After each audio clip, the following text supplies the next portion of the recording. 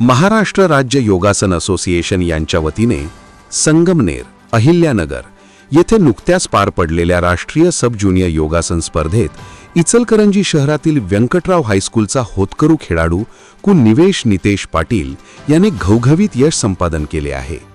या स्पर्धेत उत्कृष्ट योगासन सादरीकरण करत निवेशने संपूर्ण भारतात द्वितीय क्रमांक पटकावत रौप्य पदक मिळवले आहे।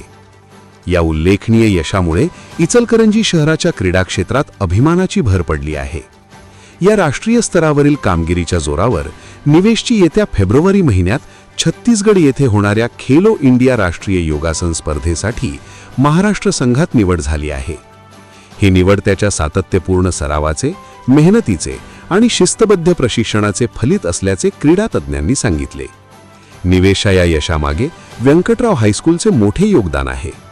संस्थेचे सर्व सन्माननीय पदाधिकारी, शाळेच्या मुख्याध्यापिका सौ कांबळे मॅडम, उपमुख्याध्यापक श्री खराडे सर, पर्यवेक्षक श्री बरगाले सर तसेच क्रीडा शिक्षक श्री माळी सर यांनी त्याला सातत्याने प्रोत्साहन, मार्गदर्शन व योग्य प्रशिक्षण दिले।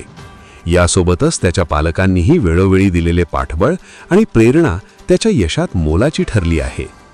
निवेश नितेश पाटीलच्या या उज्ज्वल यशाबद्दल शाळा, शिक्षक वृंद, क्रीडाप्रेमी व नागरिकांकडून हार्दिक अभिनंदन करण्यात येत असून आगामी खेलो इंडिया राष्ट्रीय स्पर्धेसाठी त्याला मनपूर्वक शुभेच्छा देण्यात येत आहे।